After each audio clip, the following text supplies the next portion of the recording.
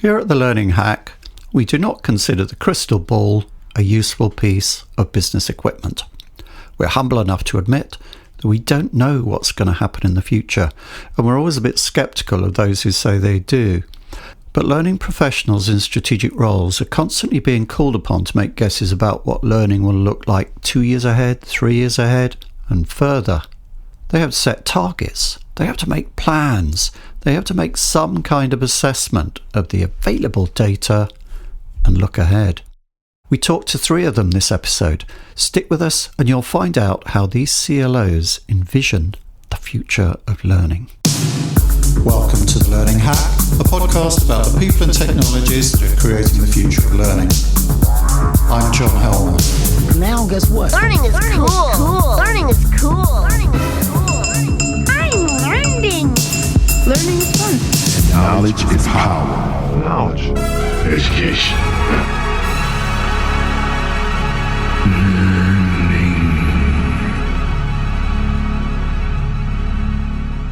All 3 of our guests have presented and taken part in events organised by iVentiv. This is not a puff piece for our sponsor, marvellous people though they are, but we are grateful to them for giving us this access to senior level people and their thinking about learning futures. You'll hear interviews with Anne-Valérie Corboz, Jane Underwood and Sarah Otley. Kate Fitzgerald, head of FACT, is stepping down from the rest of the season due to ill health, sadly. But don't worry, we're not in a post-fact world here at Learning Hack. I'll be giving you our guests' biographical notes. Hack Facts. Anne-Valérie Corboz is Dean of HEC Paris Executive Education, consistently recognised as a leading institution in its field. Anne-Valérie brings a unique blend of C-suite level leadership, entrepreneurial vision and a global perspective to executive education and leadership development.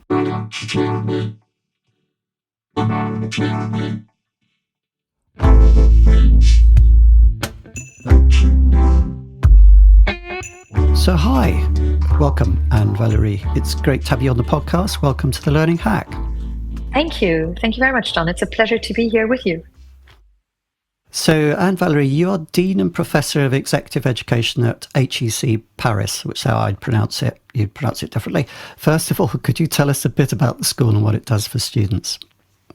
Yes, absolutely. So, HEC Paris is part of what we call the Ivy League in France. It's a school that was founded in 1881. So it's one of the oldest business schools in the world. We have 3 separate business units, if you want to call them that. One is a graduate school with a master's degree. Then the other one is an MBA, EMBA unit, and then we have executive education.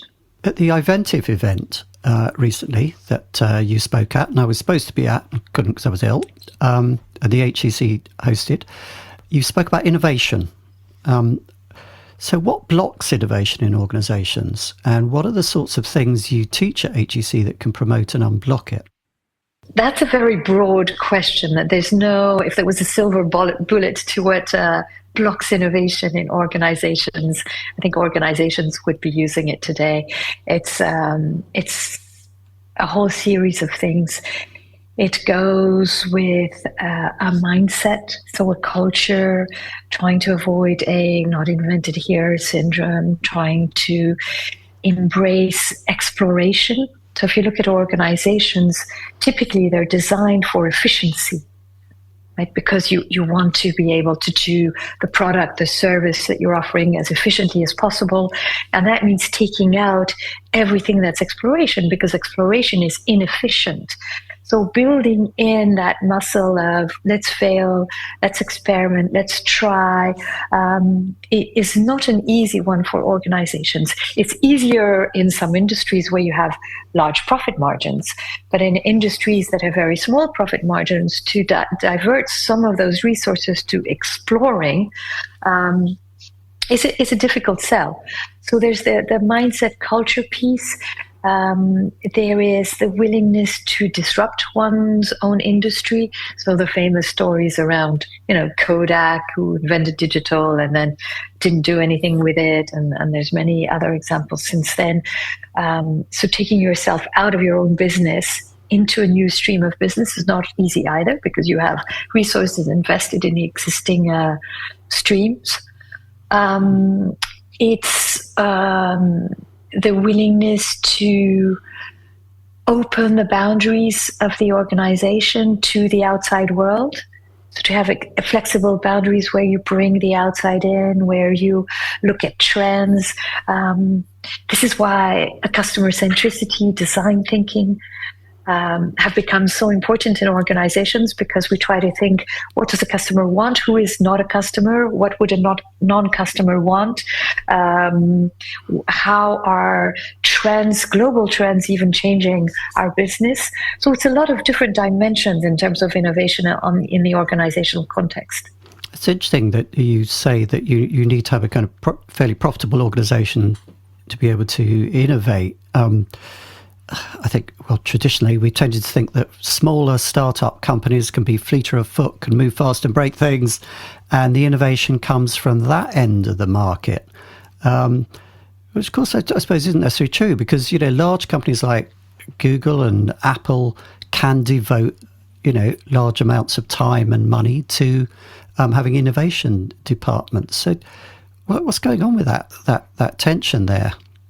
Are small companies, small entrepreneurial companies, no longer the source of innovation?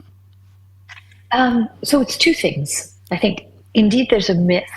There's a very significant part of disruptive innovations that come from the corporate world and not from startups, simply because they have so much more resources to put behind a problem, to problem solve. So Apple being a good example that you just cited. That being said, yes, indeed, the only competitive advantage of a startup is its ability to be much closer to the ground, much closer to the customer, and problem solve.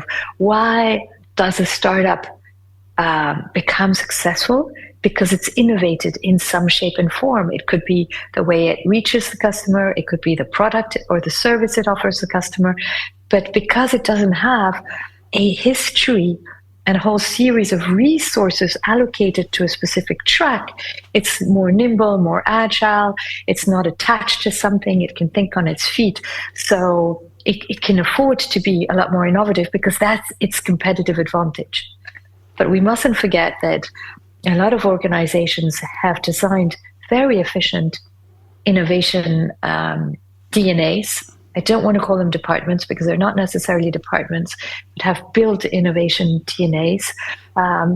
Even companies, for example, like Holcim, that's in cement, have innovated how cement functions today and some of the properties of cement. So we shouldn't forget that a lot of innovations can come from large corporations, but that the sole competitive advantage of a startup is its capacity to innovate.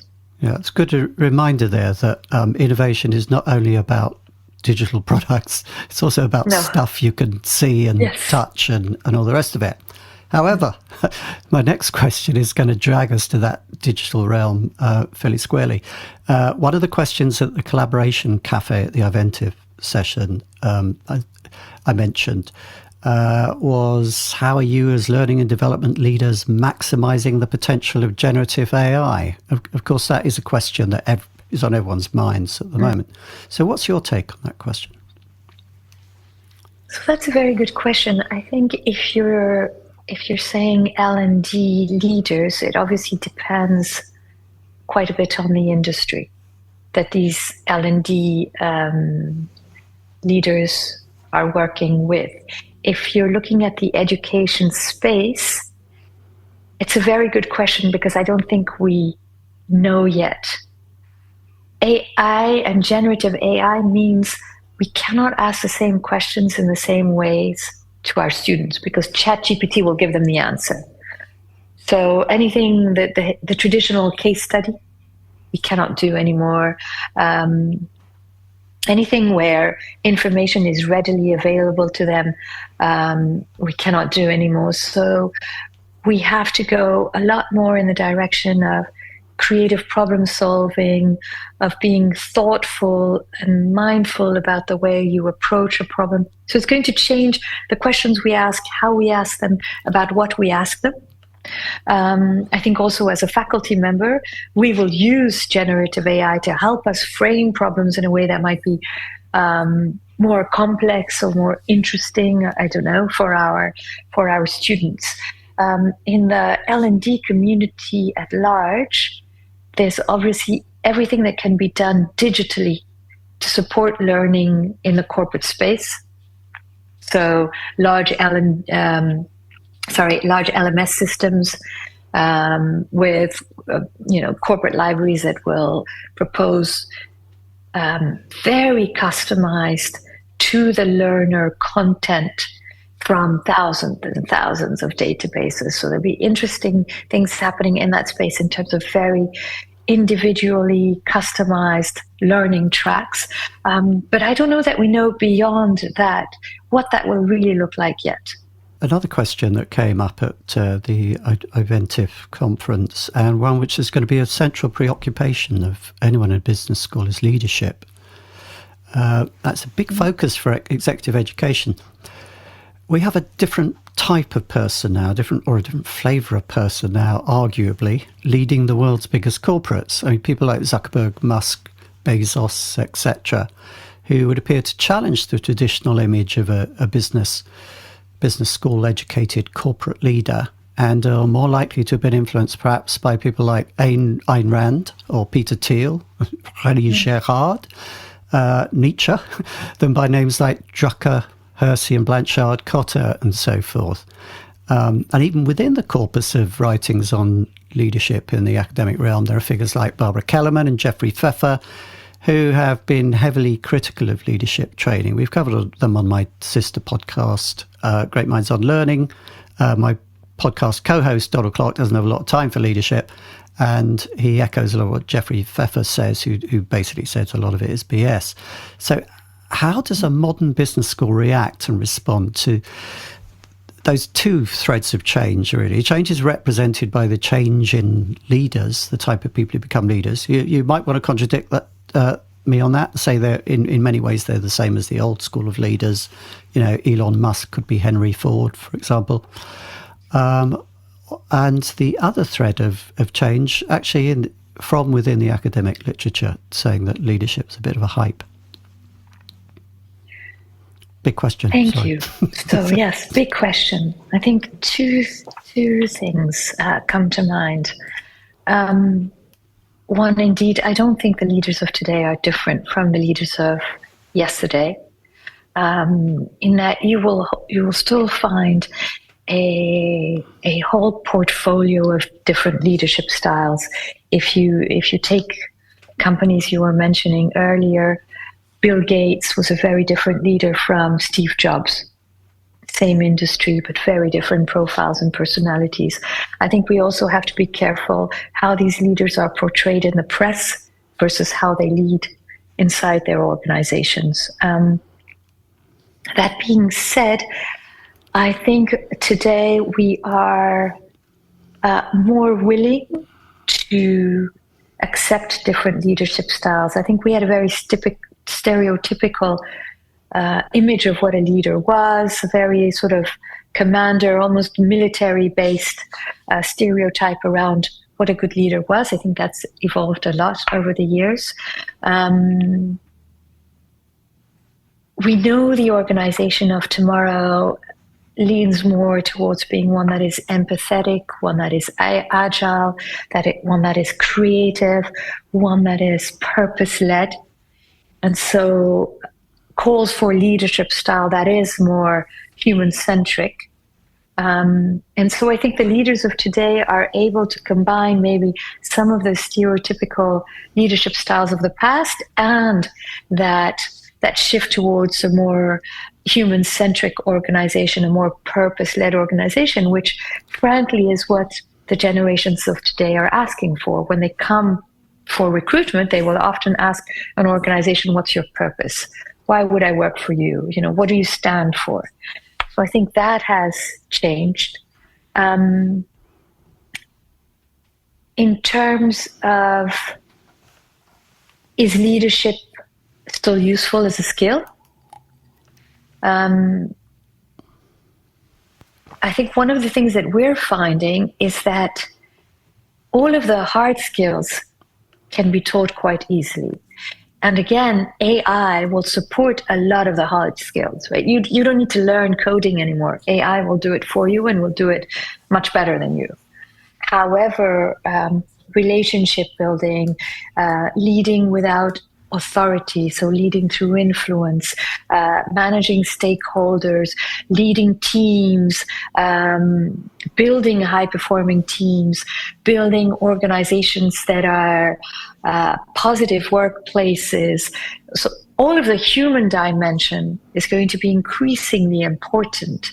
And that goes through leadership training and through leadership development. Now, I do think where I would agree with Pfeffer is that for a long time we had one recipe, right?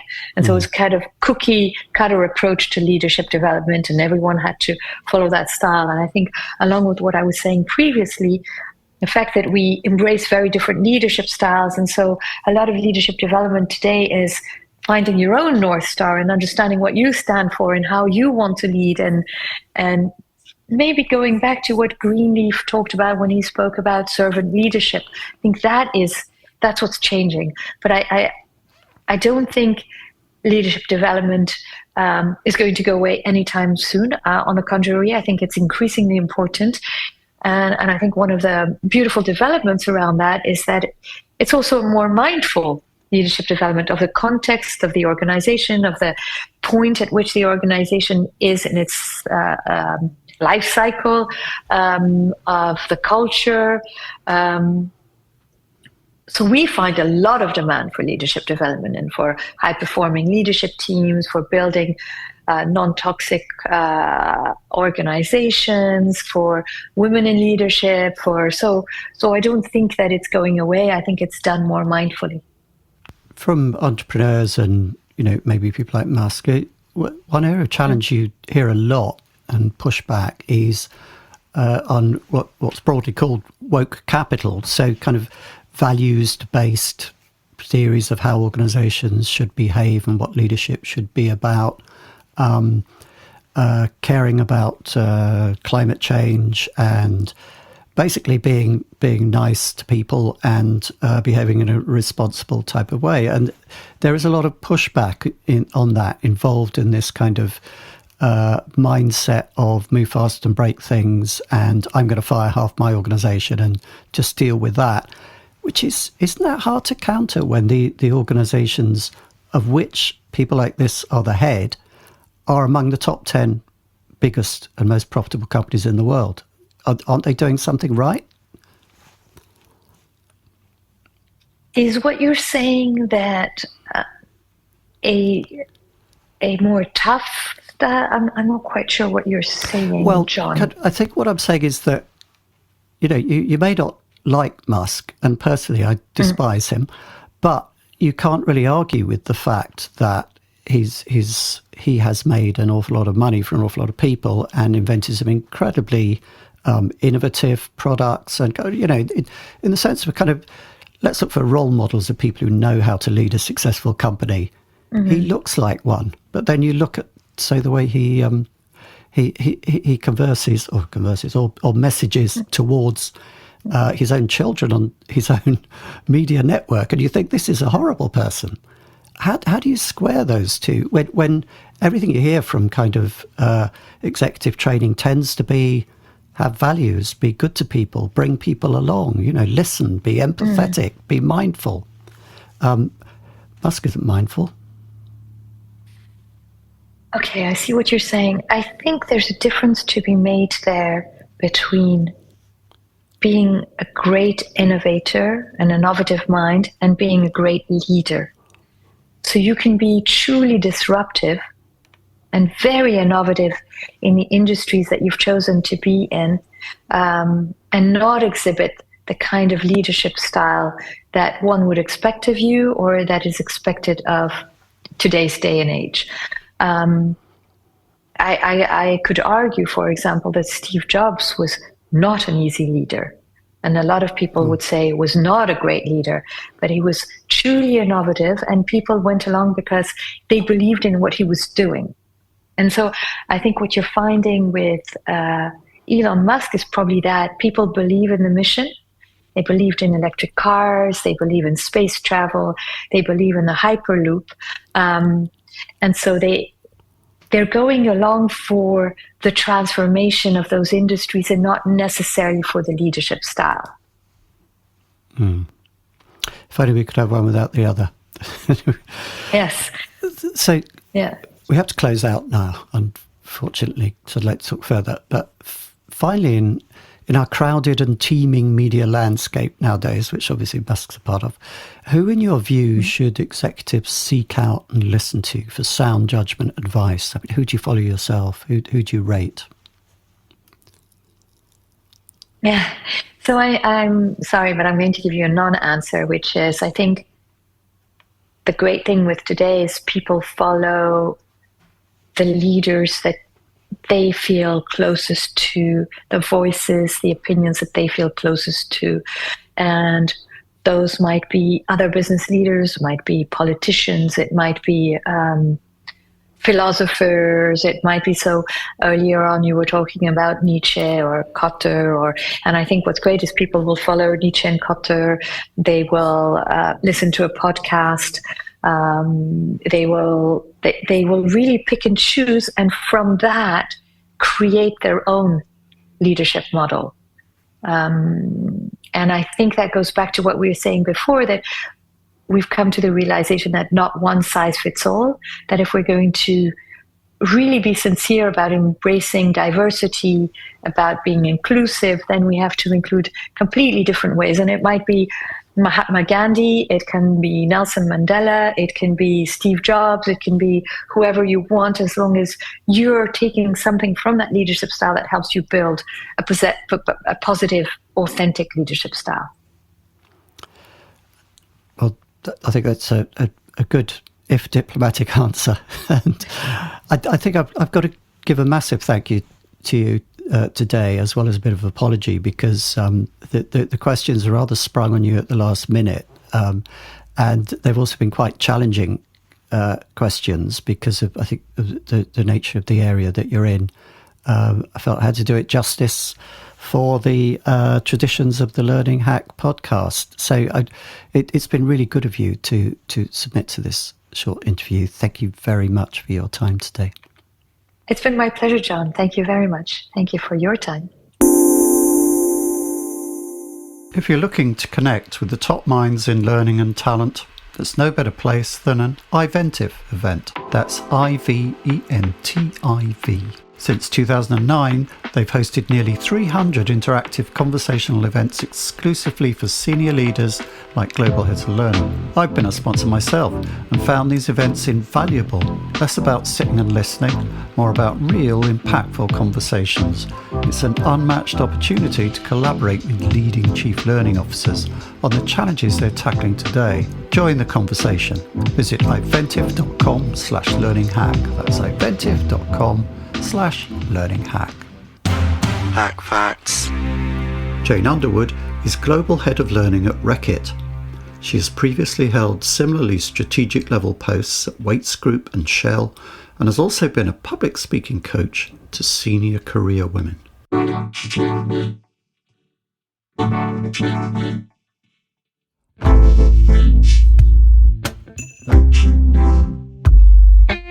So hello, Jane. Hi, and welcome to the Learning Hack. It's great to have you on. Oh, fantastic to be here. Thank you for inviting me. Brilliant. So you're Global Head of Learning at Reckitt, one of the UK's largest consumer goods businesses, principally cleansing products, I think, and nutrition, but lots of household name brands that everyone in the UK and US and elsewhere will know about. When it comes to learning, organisations have a lot in common, but every business has specificities. What are the particular challenges for L&D within Reckitt? Oh, it's a great first question. So, happy to share with you some of our challenges, and I think they're probably fairly common with other organisations. I think at the moment we're really looking at how we align our business strategy with our learning and development strategy, and ensuring they're really in sync, so that we are bringing value to the business. I think secondly, we're really looking at how we prioritise critical skills for the future.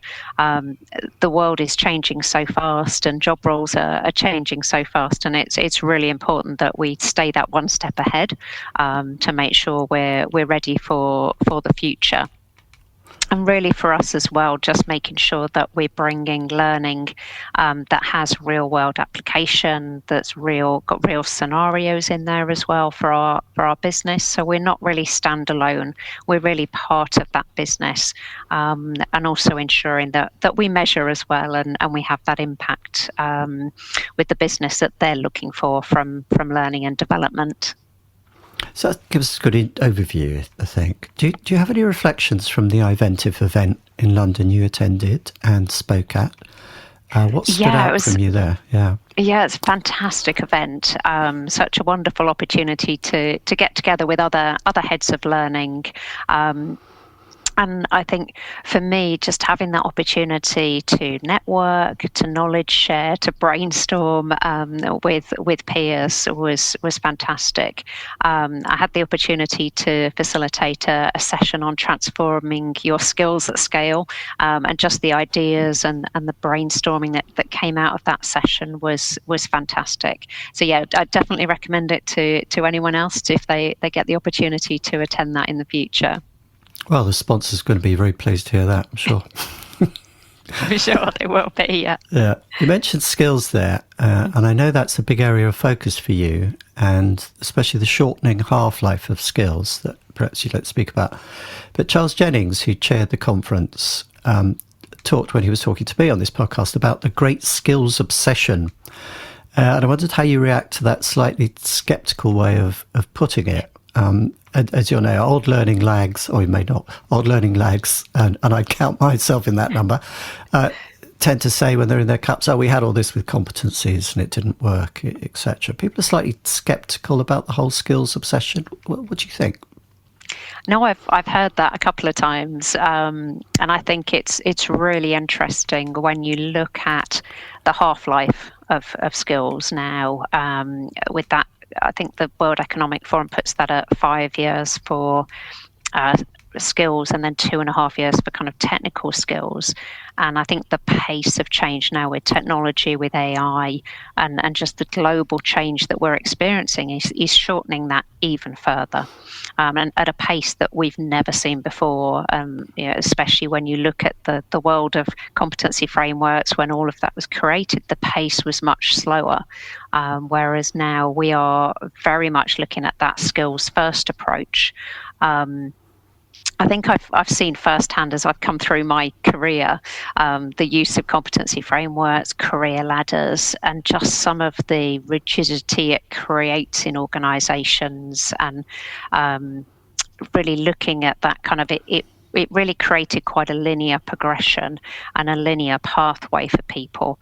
And really the skills approach now helps people move cross-functionally, cross-business lines, and really opens that freedom more for the kind of the squiggly career approach as well. And people aren't just following these linear routes. They're moving around, they're using their skills, and they're building new skills that are not traditionally following the kind of the competency framework models. So they're building things like problem solving, which again can be applied to any function, any department, whereas the kind of the previous competency frameworks wouldn't have that ability.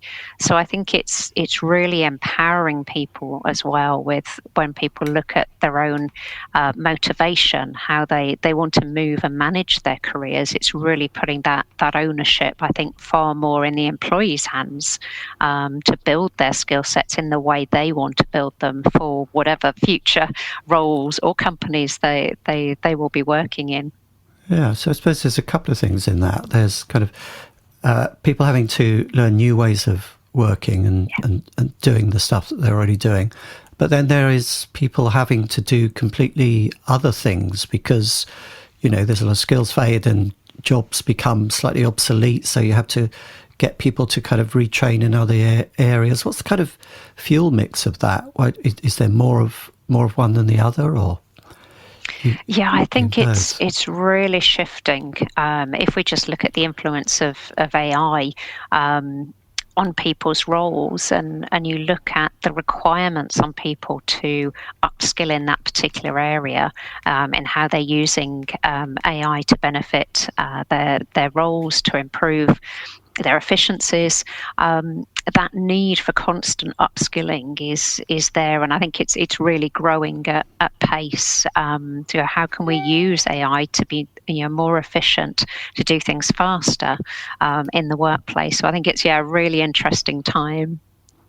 Yeah. Are you finding that there are any people who suddenly find that their jobs are slightly disappearing because of AI, or is it a bit early in the development? I think we're very early in that process. I think we're very much at that point as a company where we're trying to upskill people in AI and what that means. And obviously for each individual and each individual's role, that can be very different.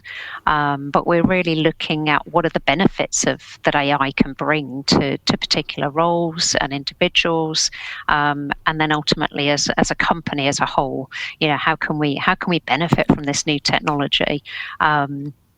So I think there's lots of energy around that at the moment, and lots of positivity when we look at the opportunities that we face, not just in L&D, but in a wider sense in the company. Something that Charles Jennings spoke about that I know you were quite keen on at the conference was the difference between learning and performance, and a need to create cultures of continuous improvement rather than simply learning cultures per se. What's your take on learning culture and the great learning culture debate? No, I think it's a great debate, and I think the word learning culture has been around for a while, but I think it's evolved more into that continuous improvement and that link to performance. And I think the great analogy we often face in L&D, and the great challenge, is when people say, I haven't got time for learning. And what they're actually saying is that's not a priority for me right now. And it's understanding they don't see the value of learning, and they're not seeing it as a performance enabler or helping them to continuously improve. And I think that is a product of when you see standalone L&D, when it hasn't been linked to the business strategy, it's just a program or a course you're being asked to go on. And I think it's the key thing is really linking it to the business, to an individual's performance. And when you link it directly to things like project completion rates, customer satisfaction scores, efficiencies, people suddenly start to sit up and take note and go, actually, it's going to help me in my job. And they can actually access that learning in the flow of work as well. I think you've got to make it easy for individuals to really access that learning.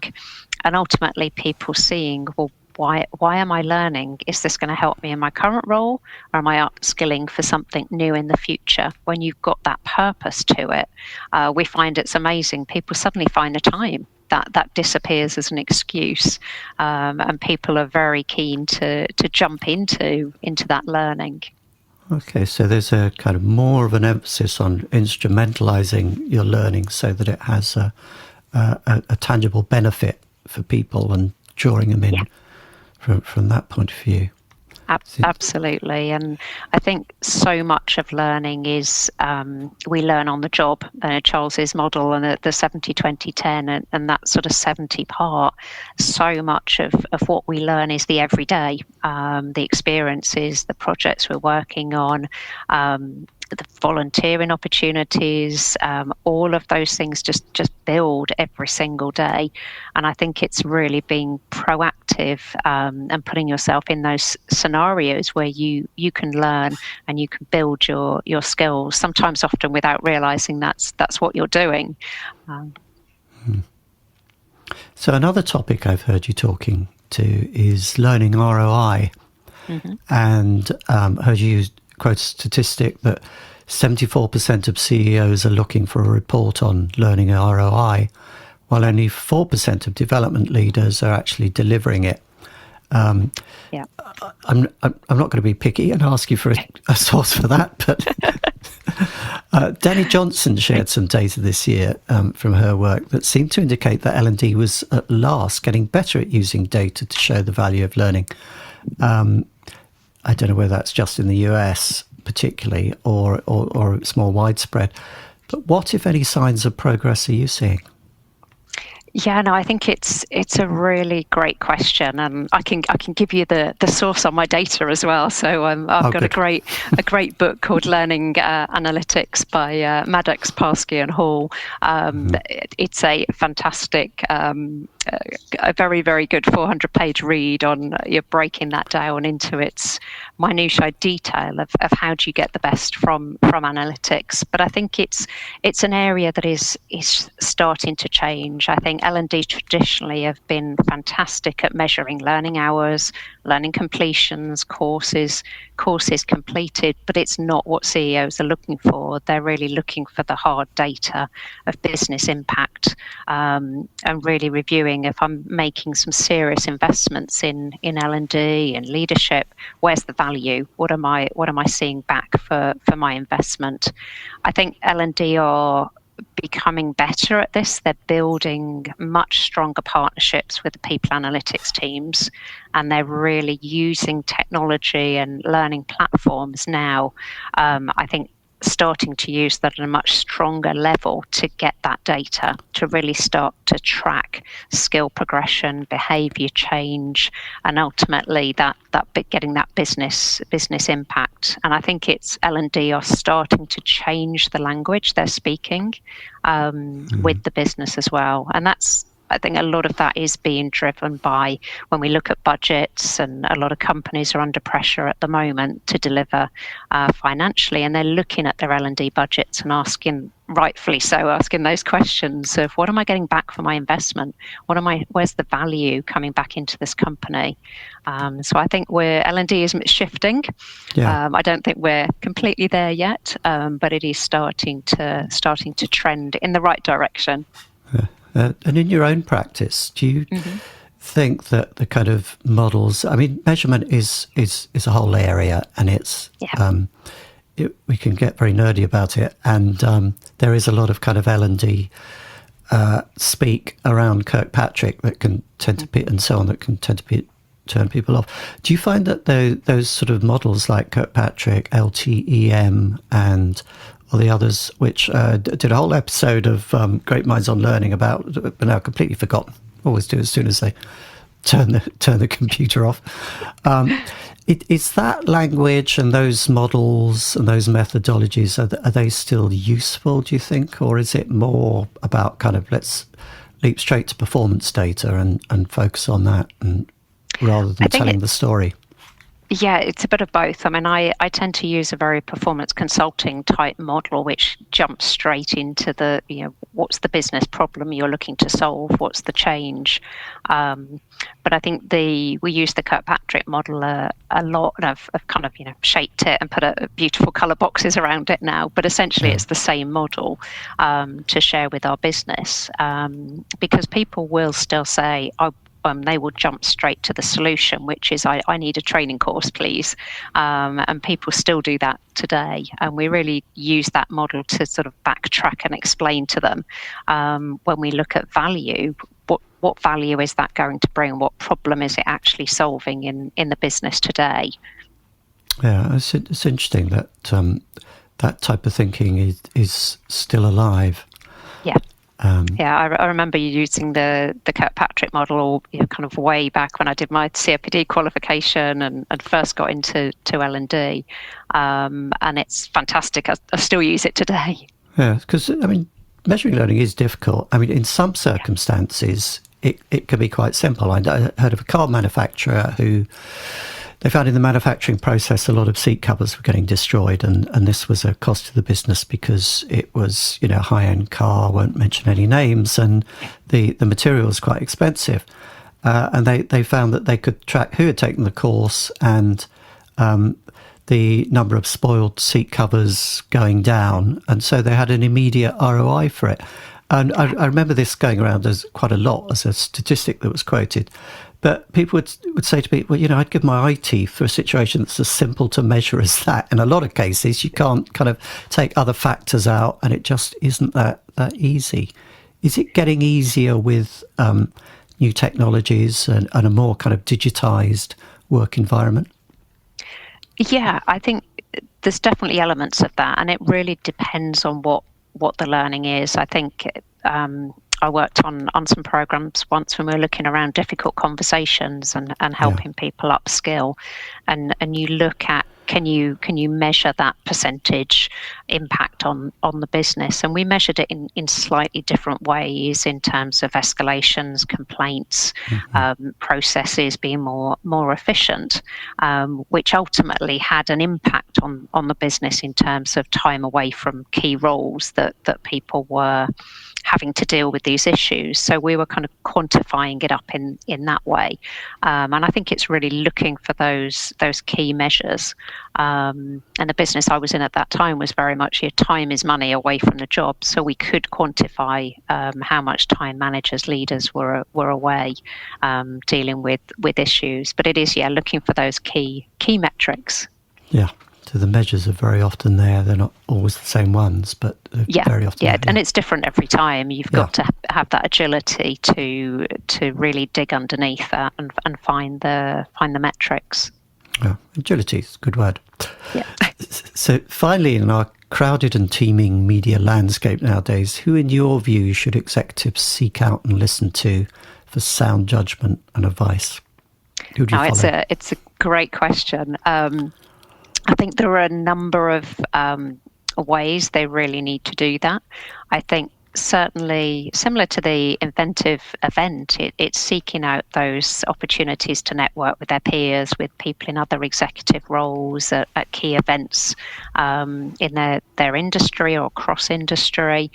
I think it's also around seeking out those who are, and I always call it this sort of just ahead of you, those mentors in business, or those who have already gone before you, who can share their wisdom and ideas. Also seeking out senior leadership in the organisation and getting inputs from them. Something that's worked very well in an organisation I used to work in was reverse mentoring, and actually mentoring junior people in the organisation and having that reverse opportunity to get inputs from those more junior in their career.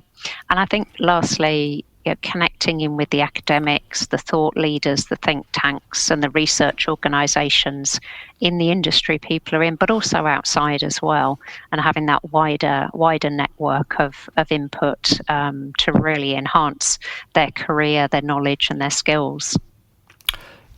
Hear that, learning gurus? The gurus come in last.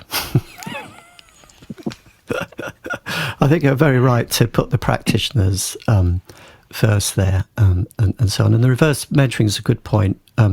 Anybody who works in marketing and media and does social media knows that the best place to learn is from your kids. Absolutely. Yeah. Yes. Okay. Well, we have to knock it on the head there. Thanks a lot for that, Jane. That was a really interesting and focused chat. Thank you for taking the time today. No, thank you for having me. Pleasure to be here. Hack facts. Sarah Otley is head of the Akkodis Academy. Akkodis, part of the Adecco Group, is a global digital engineering company headquartered in Switzerland and operating in more than 30 countries. She has a professional services background with senior posts in Capgemini, EY and KPMG under her belt.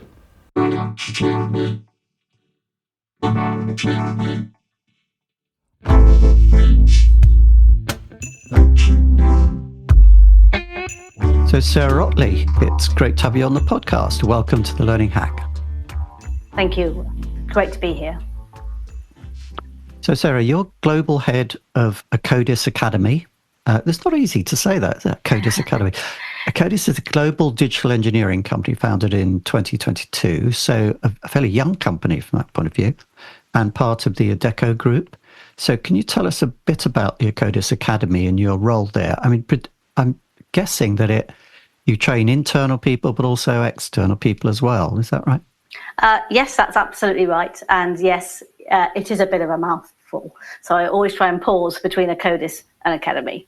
Yeah. So we are a young company with a long heritage. So Akkodis was formed through the acquisition of Aker Technologies and its merger with Modis, hence Akkodis. Parts of the organisation go back 40 years. So whilst only 2 years as Akkodis, 40 years in the various elements. And we focus on the smart industry, which we define as the dynamic interaction between engineering, IT, and digital.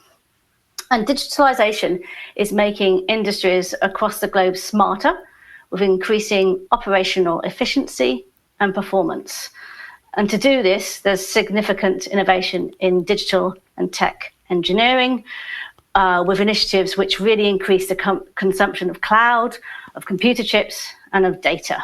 So everything is expanding at a fast rate. Akkodis itself has 50,000 engineers and tech experts in 7 tech practices and across 7 global industries.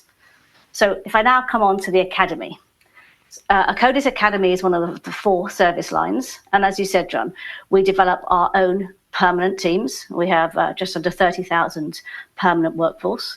We develop our temp teams. We are a staffing organisation as part of the Adecco Group. But we can also skill client teams, so individuals we have no employment relationship with. And my role is to globalise what we do. In 2023, we skilled over 20,000 individuals. And in 2024, we're on track to skill more than 40,000 individuals. And that's primarily fueled by the increase in AI skilling. I have 11 academies around the world. The oldest has been in business for over 20 years, and my youngest opened its doors this year. So quite a varied scope. Wow, that's quite a role. So how did you come to this role? I know you've got a background in professional services, Capgemini, EY, KPMG, I can see there on LinkedIn. But what first turned you on to learning, and what's been your journey to your current position? I'd love to tell you it was a highly planned and it was an obvious journey, but I'm going to disappoint you with that. I worked as a frontline consultant, as you rightly point out, KPMG, Ernst & Young and Capgemini, and I primarily focused on more customer experience and process consulting. But what was key in these roles for those organisations, I always took an active role in developing consultants.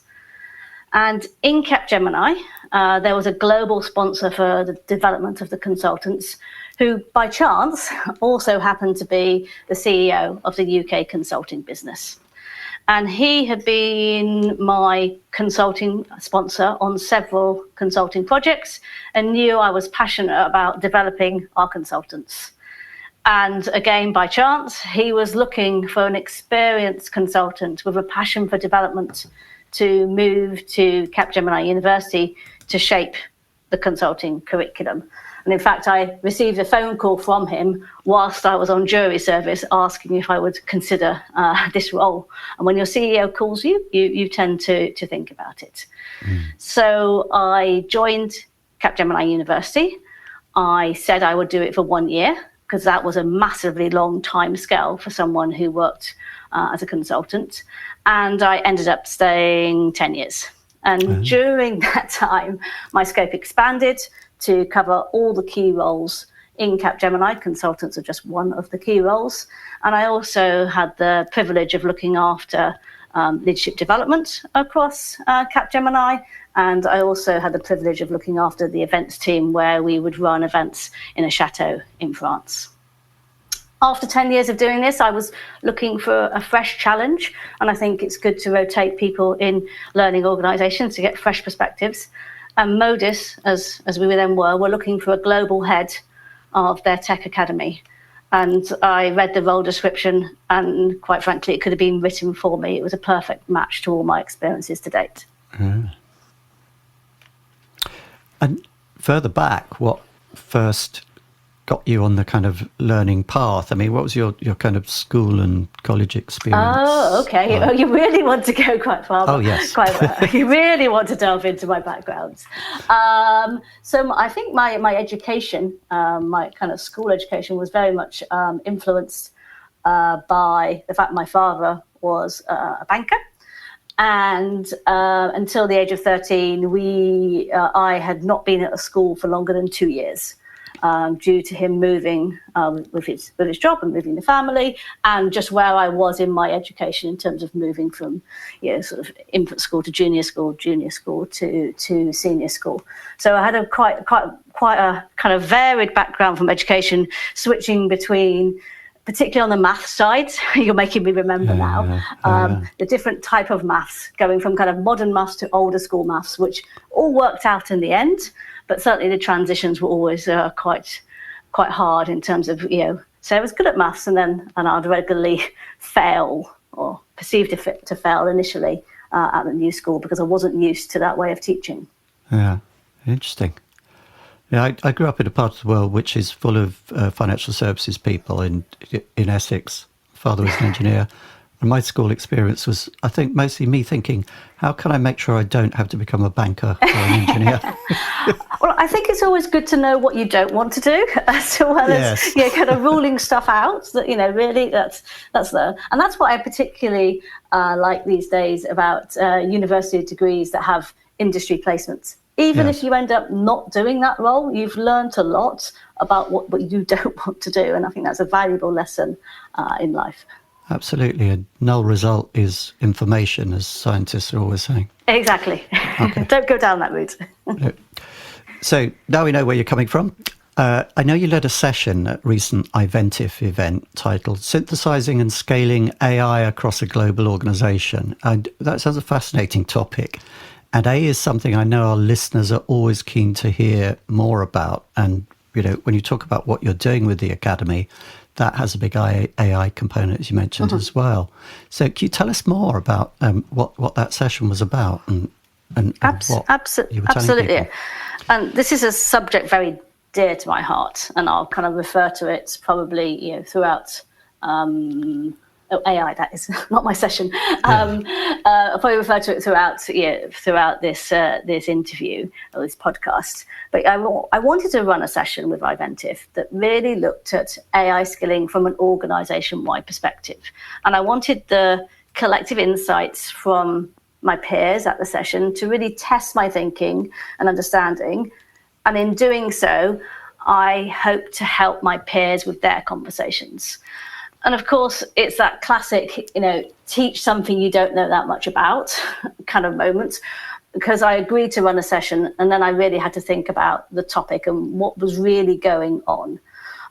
So I began to, I think research might be a strong term, but I certainly read more widely on the topic. I read, from outside of the UK in terms of sources. And I began to form my own view about what was going on around AI in particular at that moment. And therefore, what can we do from a skilling perspective to support organizations? But I had quite a challenge of how to structure the actual conversation with iVentiv. And if you don't mind, I'll share a little bit of how I structured it. Course, I think it's quite useful to kind of hear this perspective, and of course people can ignore it. That's perfectly fine. So I started a review on the of the impact that AI will have, and for me, it's bigger than the internet, and it's much, much faster. We all need AI to become more productive, and this is all around maintaining our GDP. We've got an aging, shrinking populations across the world. But I also think there are, I'm going to say, two types of AI. And no one's going to say it's categorically like this, but there's two different types that I can see. There's a kind of everyday, widespread AI. And then there's this innovative, targeted AI. And there's two types that people need to understand. And I then went on to cover three areas: getting ready for AI, working with AI. And then we were talking to learning peers, AI in the learning function. So getting ready for AI.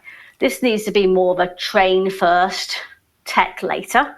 All too often organizations kind of bring in the tech, like, here are your AI tools. And then people don't really know what they're meant to be doing, where it fits in, what they can do, what they can't do, kind of moment. It's quite disturbing. So I really wanted people to focus on, what do we need to help people get ready from a leadership level, from a business kind of role level, and then lastly, and intentionally lastly, what do the tech teams need to do to get ready? Because actually AI, from a tech perspective, it's been around, most of it, virtually all of it, has been around for many, many years. And this is what's happened is there's been a huge acceleration with ChatGPT, OpenAI, that's really brought it into the kind of public domain more than anything else. Yeah. So my second kind of point was around working with AI. And there, of course, we need to be very practical and hands-on because people need to work with AI, with the AI tools.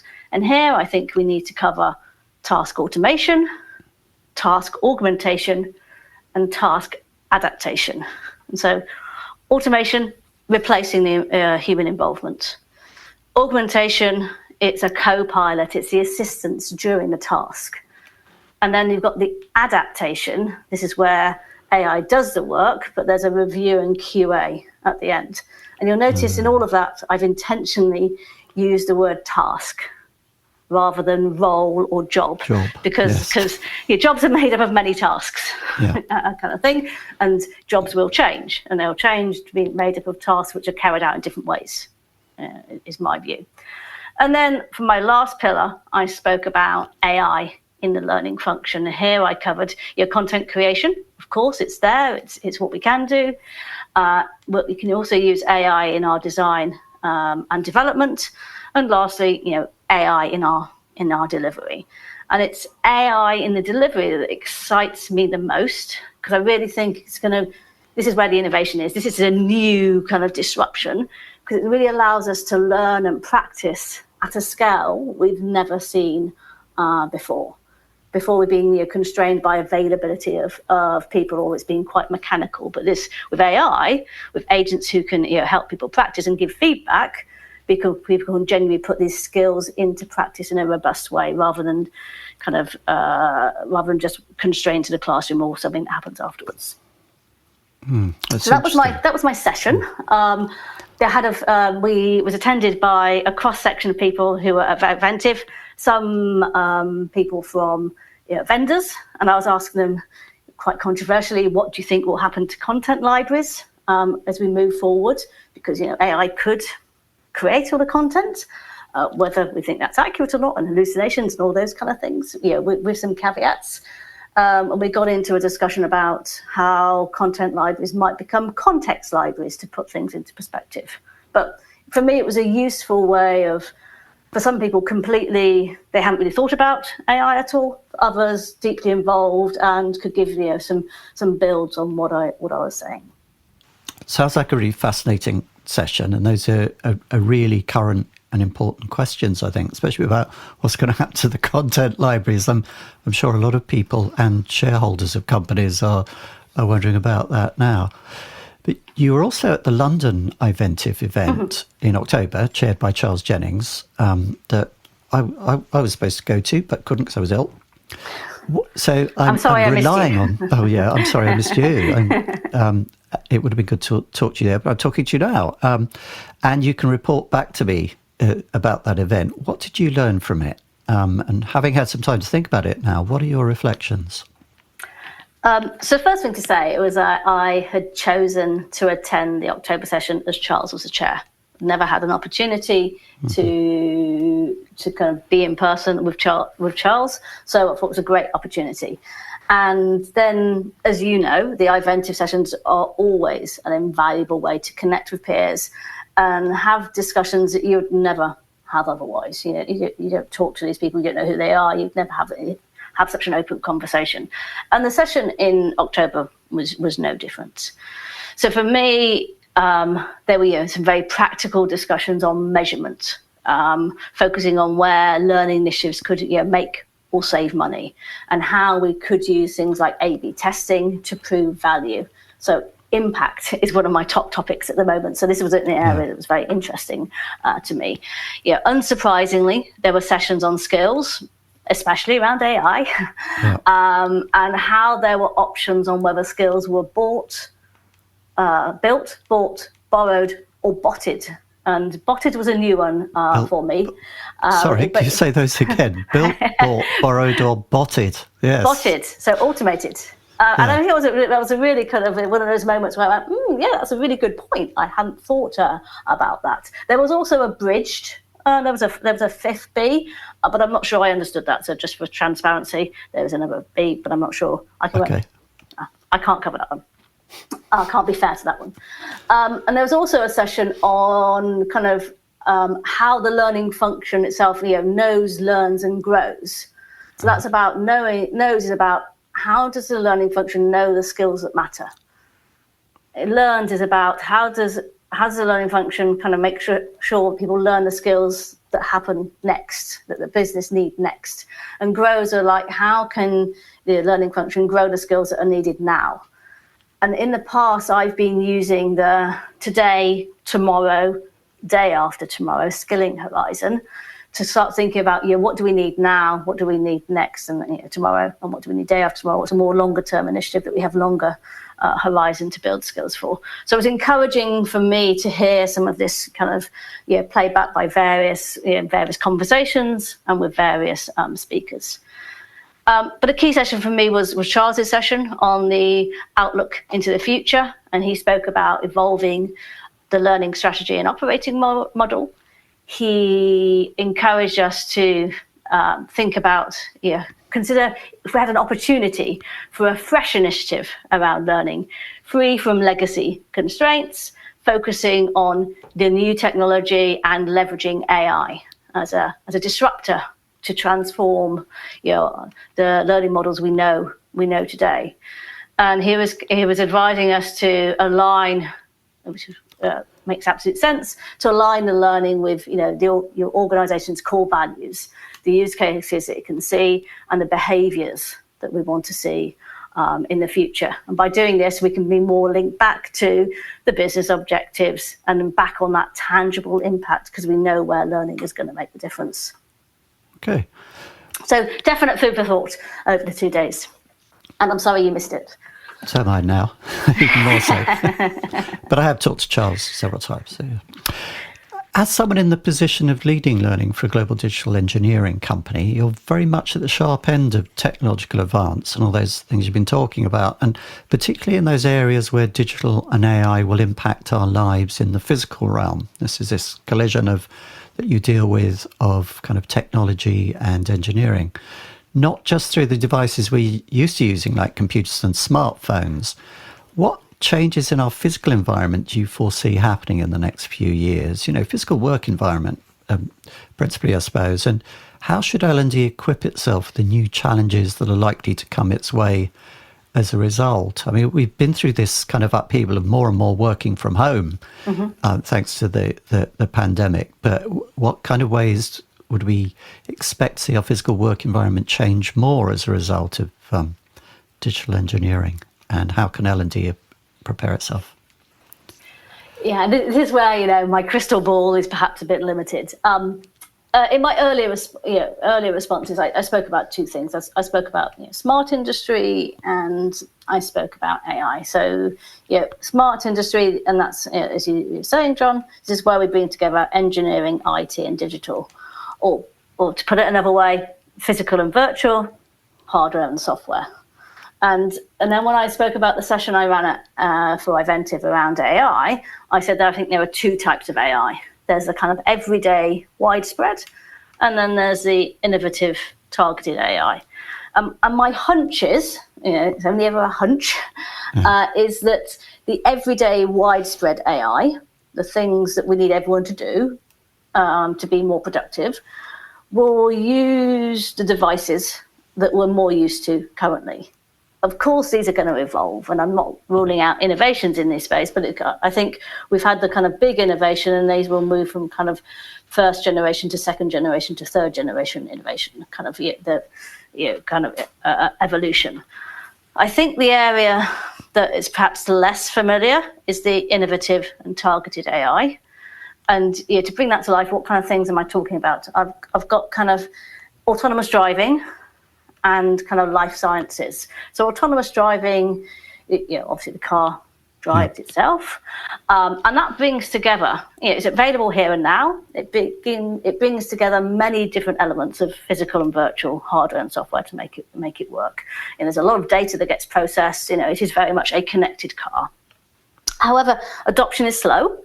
We don't trust the solutions yet, and we prefer to rely on the fallible humans as drivers because that's what we're used to. We don't want to let go of that control. And then if I look at life science and healthcare, I think this is an area that's going to undergo massive disruption and innovation in the coming years. But unfortunately, I don't think I have the imagination to know what that could look like. So if I come back to your question about what's the impact on L&D, I think the scale solutions that L&D need to be looking at, the everyday, is far more kind of how can we help people use these tools in the flow of work? The art of the possible, that what could it do to help you to be more productive, and the kind of helping people let go a little bit of control about, well, I used to do that, that's my value. But actually the value is more in the critical thinking and the use of the output coming from AI. So I think it's more about how do you get that into the environment. And if we think about, to come back to the point you were saying earlier, John, about the office environment, it tends to be the place where people will go and collaborate, the physical collaboration, not for going in for meetings and sitting in rooms with your headphones on. Maybe that's where you're going to get the aha moments around using some of these tools, in that collaboration by working on a common use case. I think that's where we need to focus as a learning function.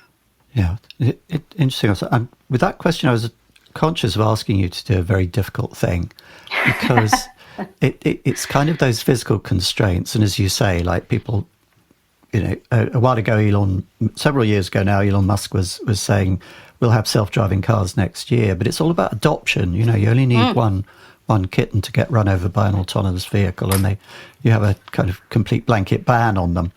Well, it's more than that. So there's some real ethical questions, and this comes back to some of the AI questions as well. So, undoubtedly, an autonomous car will there will be an accident. Maybe it's the cat, maybe it's a human, but it will happen. And I'm not saying that was the fault of the car, if that makes sense. Something happened, it had an accident. But then as humans, we kind of like, well, who do we blame for that? Who's at fault that this car had an accident? And when you've got someone driving it, it's quite obvious. It's the driver, because they're driving it. I mean, maybe they could pin it on the car manufacturer if there's a fault with the car. But, typically we say it's the driver. It was a driver error. Yeah. But when there's no driver, who's at fault? Well, Elon Musk, obviously, is to blame for everything. Well, that's fair. We can leave it there. But is it Elon Musk? Is it his car manufacturer? It's a really good Tesla? Point. Is it the software engineer who wrote the bit of code that did that function, whatever didn't work at that moment? There's kind of who's at fault, and we haven't sorted that out from an ethical perspective to even consider: are we okay with moving to autonomous cars, even though the accident rate is far lower than as humans. Well, 10,000 road deaths a year or whatever it is in the UK. Exactly. I think that's so interesting. These are questions that we're dealing with all the time now, aren't they? They're kind of about accountability with technology and the accountability that technology companies don't have at the moment for kind of discourse in the public sphere and stuff like that. And as we move into more and more of a kind of Internet of Things, a phrase that people have stopped using, but it is, Well, they have stopped using it weirdly, but to get some of these things to work, get caught a cropper on these things. I kind of started getting very enthusiastic about Google Glasses, decades ago, and then that was a complete turkey. It was a complete non-starter, really. Are they coming back? And again that happens, and then you get sudden things like the really rapid adoption of the smartphone when the iPhone came out.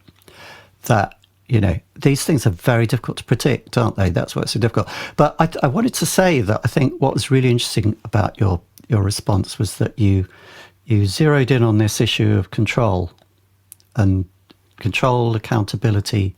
I think those are really central questions. I think it's really, really interesting.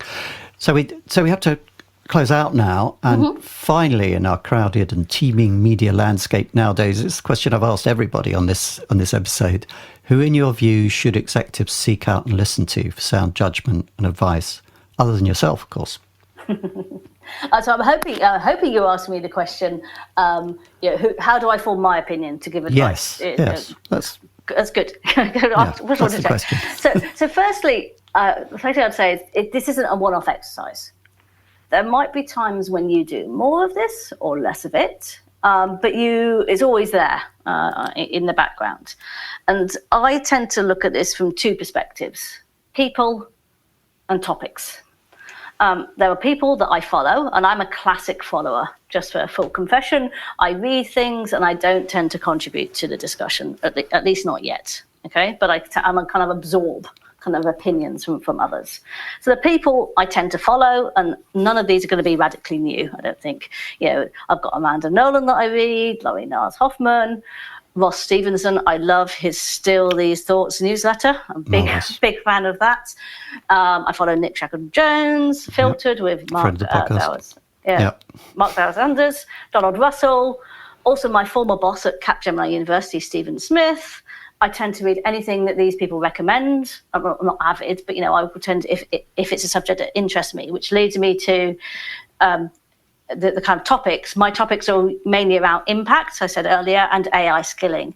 So if I find one of these people is talking on this post, I tend, or having a webinar, I tend to try and attend. But I don't limit myself to just learning. I try and look at wider HR sources as well.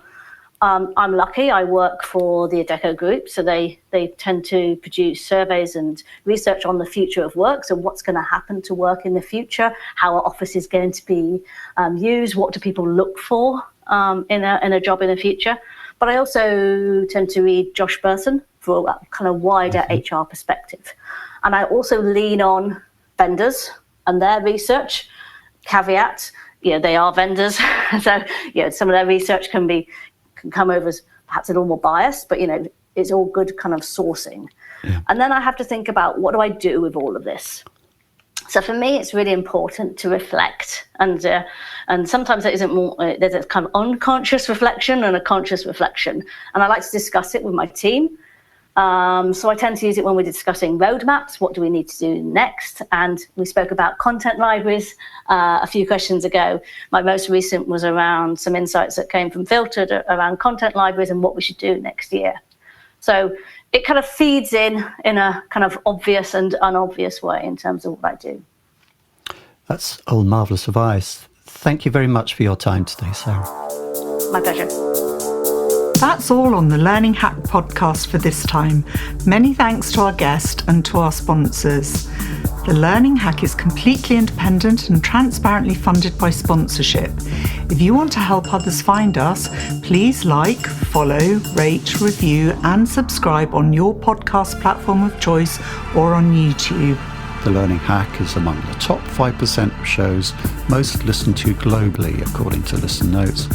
And if you think your organisation could benefit from sponsoring the Learning Hack, or from using our knowledge and resources to start your own learning podcasts, you can contact me on john@learninghackpodcasts.com. Until next time. Stay curious, learning people.